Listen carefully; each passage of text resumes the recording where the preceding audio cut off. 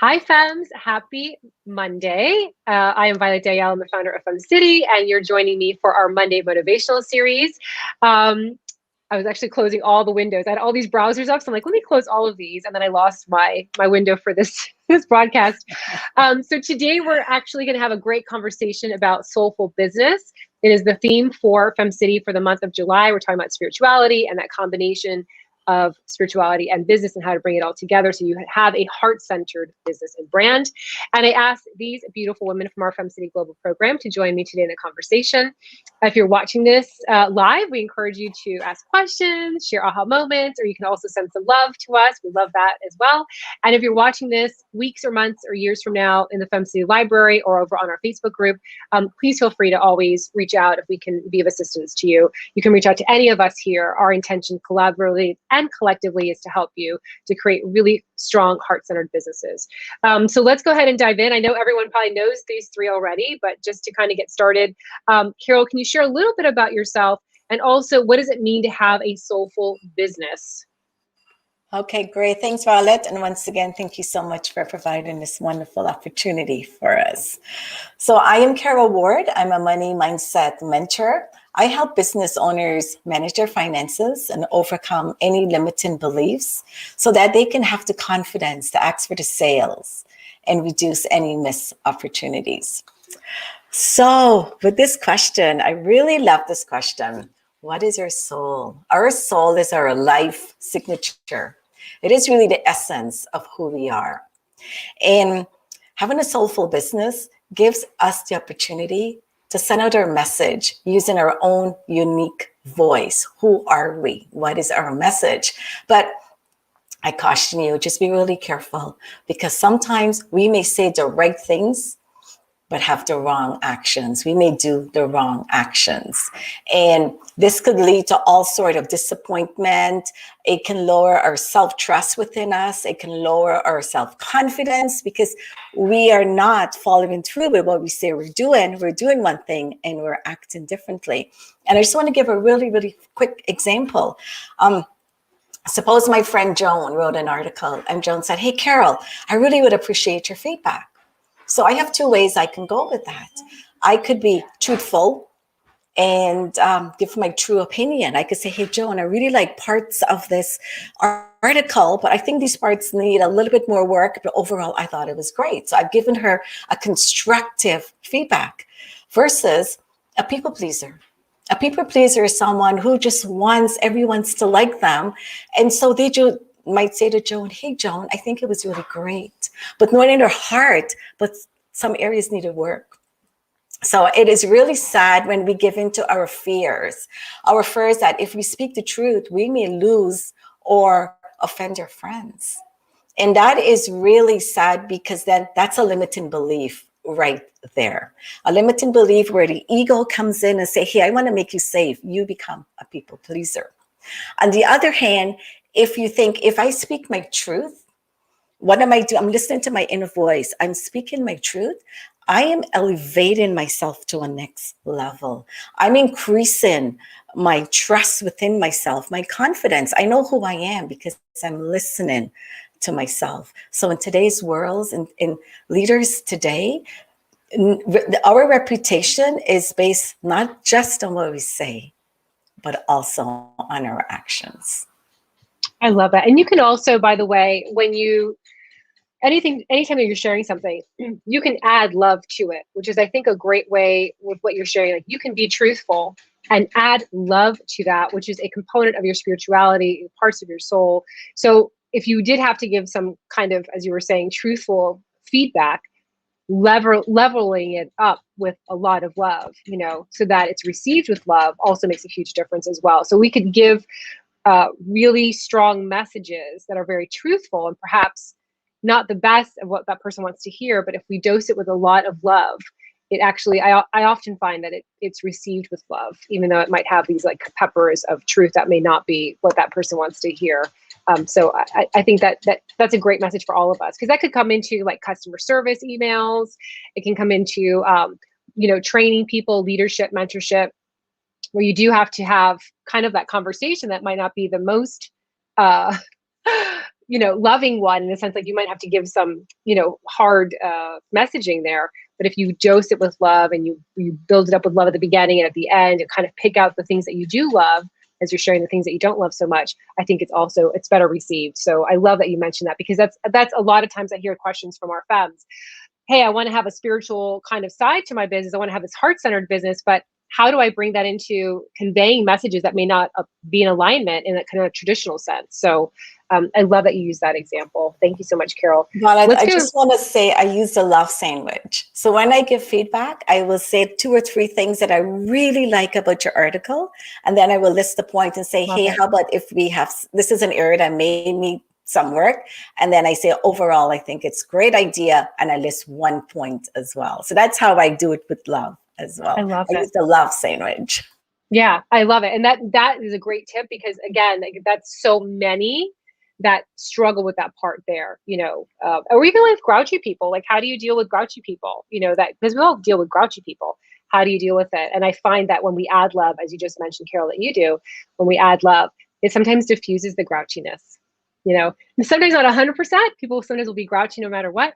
But I think that when we respond from love, it definitely brings down the grouchiness level too. So love that. Thank you so much. Let's go to Gwen. So Gwen, share a little bit about yourself, and then also that connection, which I think you do so well, along with Carol and Regina, which is why I asked you both to be here, obviously. But share a little bit about yourself and how you connect the two. Okay. Love the love sandwich idea. I guess I've never consciously thought about it, but that's like a perfect way to do it. And I've always found that, if you're speaking from the heart, if you're following that connection, then you're going to have the words that you need for them. And as Violet mentioned, I'm Gwen Peterson. I'm the founder of Spiritual Communities Network. I'm the mentor of Insights and Illuminations, and also a collective leader for FemCity. And I love being on these panels. I thank you, Violet, for having me today. And a soulful business. This morning as I was thinking about it, I'm like, don't say soul driven. It's so harsh, because, it just, that whole driven thing kind of intones this heavy push thing. But when you are coming from your soul for your work, it's work that you feel in your heart center. And it's work that you would do for free. All right. And you would do it no matter what. In fact, you probably, if you stop, you might even notice that a lot of the stuff you give away for free is part of the work that you do. And so trying to monetize it and trying to find that balance sometimes is where we kind of get caught up, because we're doing what we love. And then we have people that'll point at it and say, but how much are you making at that? And that kind of messes up your whole flow of it, because if you shift off of the soul work and onto, how do I make money? You lose that connection, and then it kind of derails it somewhat. And so if you can stay in the trust, excuse me, stay in trust of where you're being guided from that soul place, that heart center, then it's all taken care of, and if you trust that it's all taken care of, then you don't fall so heavily on relying on the people who are in front of you to support you, because you're allowing your support to come from other places. And even those, you might be faced with people going, well, how much, do you make a year? My answer is always like, well, what are you talking about? Where are you coming from on that? Are you talking about the 1 = 1 = 2 thing? Or are you talking about the big picture? Because if you're talking the big picture, I'm very successful and all my needs are met and I'm exactly where I need to be. So when you're in that place, that's a soul driven or soul purpose type of work. And some of us have come into that work from that place, right? Where we're doing more work from that heartfelt place. And so it segues really nice. But I run into people who are like, but Gwen, I'm locked in this job that just is, it's this, it's that. How do I get there? Or they're confused as to what a soul purposed work looks like, because it doesn't have to be overtly spiritual. It's just bringing that into your work. So sometimes I like to just say, well, look at what your work experience has been to date and look for the commonality there, because that thread that's been weaving through, that's your work.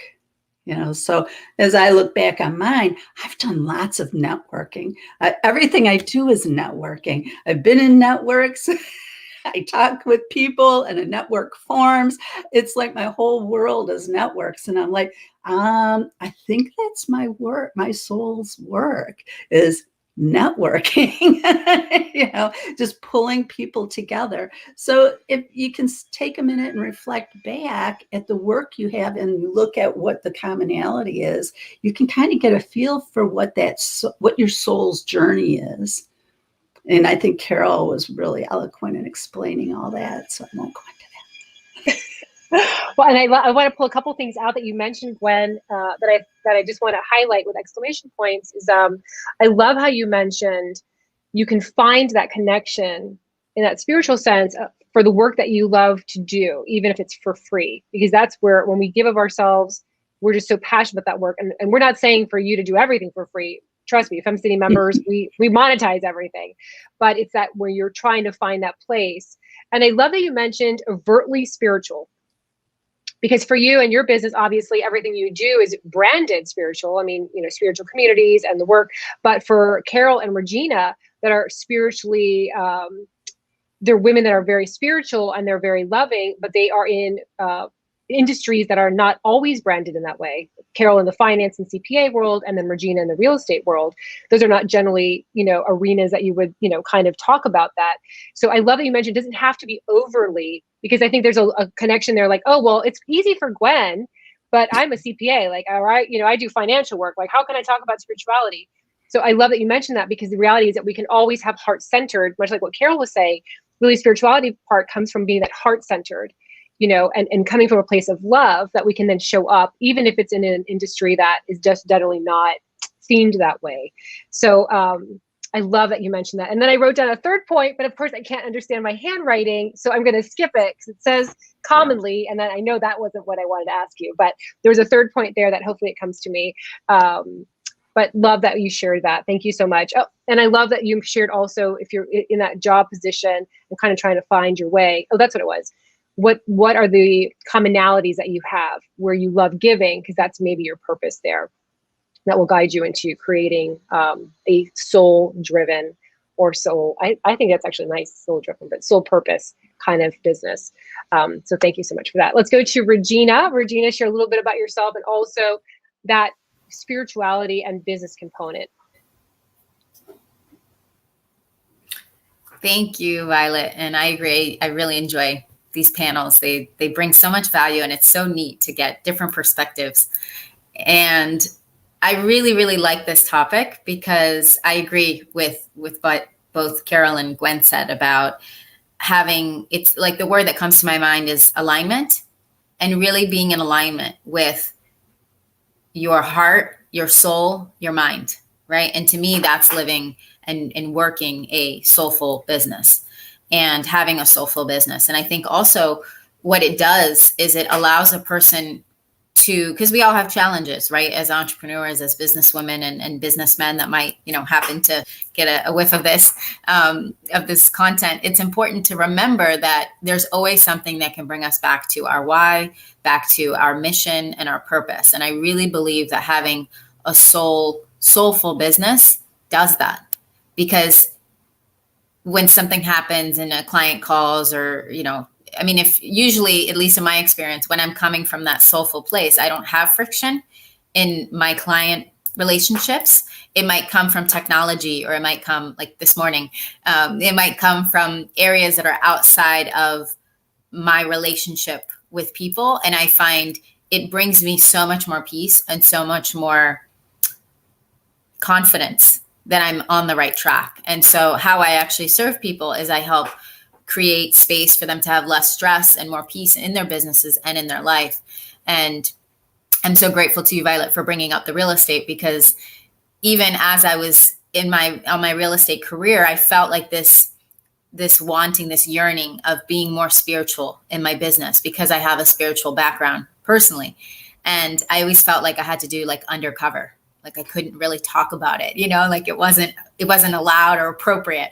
And then one day I just slowly, I started kind of putting these seeds, right? As a yoga instructor, meditation teacher, I started putting the seeds. And then when I got into my soul language work, I really got clear as a practitioner that there was no more covert, there was no more hiding, right? And like this undercover, practitioner. It was like, no, this is you, and your clients are going to come to you because this is who you are. And it's been a completely different game. I have so much more confidence in my relationship with my clients because they know that I have that background. Like the ones that I work with now, it's a much more meaningful relationship, and it's a deeper relationship. It's not transactional. It's more rich and long-term, because they know, oh, this is how she does life. This isn't, she's putting on this hat, right? Like, this is me. We work together. We're going to talk about spirituality. We're going to talk about peace and how to make your home more peaceful and how to reduce your stress. Because if you're stressed out at work and you're trying to sell your home, it's going to stress out the environment, and people are going to feel it when they walk into your house. So it's a beautiful process. And I just really appreciate this combo. Love it. And I think this is going to be very enlightening for so many that are trying to, like you just mentioned now, you thought it was like covertly, you had to hide this kind of piece of you. But at the end of the day, I think nowadays, more than ever, our businesses, our brands, and our personal life are all one. So they're all completely connected. And I love that you mentioned just a couple of things I want to highlight. It's less friction. So when you come across from a point of love or soul or spirit, whatever connects with you, is that there's less friction in that communication, because I feel like they feel like there's love coming through. So I love that you said that. And also it's not transactional, because you have so much heart into the business dealings that you have. It's not transactional. It's not like check in, check out. It's more profound. And we all know our number one referrals come from people that are connected to the work that we do, that have benefited greatly. So imagine the impact it has on your referral programs, or affiliates, or just leads that you get from people just shouting your goodness, your greatness. That also increases because they're feeling so connected to you. And one of my favorite sayings is, humans do business with humans they love. And you can even add to that, humans do business with humans they love, know, and trust. So if you can get that with your current business transactions, current business deals, or your leads, imagine exponentially what it could bring to you when you do add that component of your spirituality or your love or soulfulness into that business on a day-to-day. So I love that. And I think that this is all great examples of how we can really, all of us can add more love and spirituality into the work that we do in this world, and have it feel good, like not like we're fake or hiding it, and it can feel good. And I think it inspires others to do the same. The more we share this, the more others will feel the same. All right, so we're going to start closing out. I know there are a couple of femmes that are watching, so if you have any questions, if you want to add some love, we'd love to see that. Final advice, Carol, final advice for those that are looking to incorporate more soul into their business, and then how can femmes find you to learn more about the work you're doing in this world? Great. Thank you, ladies, Gwen and Regina. I just want to say I had chills listening to you guys speak. I just loved everything that you said. It's so true. We give so much stuff away for free, but it comes from the heart. It comes to the soul. It's all good. What we're given will come back to us 10 times more. And Regina, what you said about being a covert, I felt like that as an accountant myself. So I am so glad you brought that up, because now when I work with my clients, I come from the heart. And this is why I said it's so important that we listen to our inner voice, because I think the more that we build our inner voice and we listen to it, it will get louder and louder. And those messages will become easier for us to actually hear, listen, and perform and do. And so for me, the words, like the more I I listen to myself, the more I'm going to like myself, the more I'm going to love myself, trust myself, and the light within me will be reflected out. And that's what's going to attract like-minded people to me. So as you, and I'm going to end off, yes, I know it's soulful business. We have our business goals, we have our personal goals. And I will encourage everyone, as I encourage myself, continue working on your self-growth, continue listening to your inner voice, and continue working on your intuition. So you can reach me on, I've got my website, Mindsense. Thank you, Violet. It's mindsense.com with a Z, not an S. You can reach me on Facebook as Carol Ward and on Instagram as Carol Ward CPA. Thanks, Violet. Thank you so much. I love that you put down the light within me. I love that. Yeah. So thank you. I just wrote that down. And that's so true. As we share that, it just shines on everyone else around us too. Listen, energy is contagious. I know some people might think that's like not true, but energy is contagious. Good energy is contagious, and so is bad energy is contagious. So yeah, love that. All right, let's go to Gwen. Gwen, your final advice for those that are looking at bridging those two together, and how can Femmes find you, learn more about the work you're doing in this world? Thank you. You know, I'm loving how panels just always bring all the different aspects of a point together, and how each person can bring in that heartfelt piece that they're bringing in. So I hope everybody can feel what's coming through from everybody here today, because it's beautiful. And my advice would be meditation and journaling, you know, starting each day. You know, I call it meditation and journaling. You can call it your own little workshop. Maybe you can picture it as a board of directors meeting, or, you know, whatever you want, however you want to envision it. But I really, those first 10, 20 minutes of the day before you dive into your work are so important. It's just so important, because it just lets you visit with the day, set your intention for the day, and move smoothly through it. Because like Regina said, when you're coming from that place, you make that connection and you come from that place, there isn't any friction. And even if there is some little hiccups here and there, you're able to glide through them. You're just kind of like, okay, I guess we're going this way, you know? And so, yeah, that's just so critical, that time in the morning. And I loved how this whole conversation evolved around the idea of that you do not have to have a spiritual business to be a soul-driven business person. You know, spirituality, it's what it is it's a lifestyle. Okay. You've just chosen to live from your heart and move into your life that way.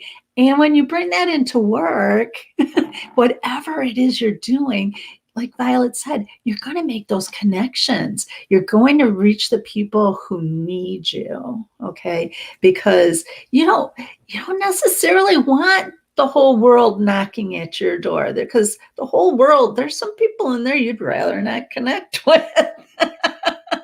So when you're coming from that heart-centered place and you're putting it out there of what your intentions are, then you draw to you everything you need. You know, everything you need, and it goes smoothly.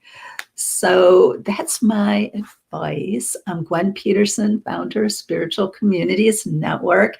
You can find me at spiritualcommunitiesnetwork.com. There's an About Gwen page on there if you want to find out more or reach out to me personally. But Spiritual Communities Network, we're all about supporting, you know, those people who are business entrepreneurs who with a spiritual bent, kind of like the beautiful women in FemCity. Love that. Thank you so much, Gwen. A couple of things that I just wanted to highlight. Live from your heart. I love that.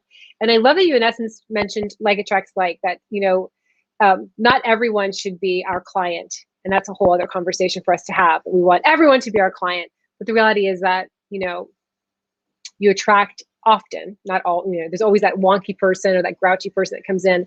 But for the most part, you do attract similar energies. And so if you are living from your heart, if you're sharing from love, if you're doing business from that place, that it will attract people that also appreciate that and probably conduct themselves in that same manner. So I love that you mentioned that. And again, you're always going to have the one or two grouchy people. There's always, every time we have a new leader that comes on board, I always tell them, there's always going to be one or two grouchy people. That's the way it is. There's just always going to be. So I love that you shared that. Thank you so much, Gwen. They help to steer you.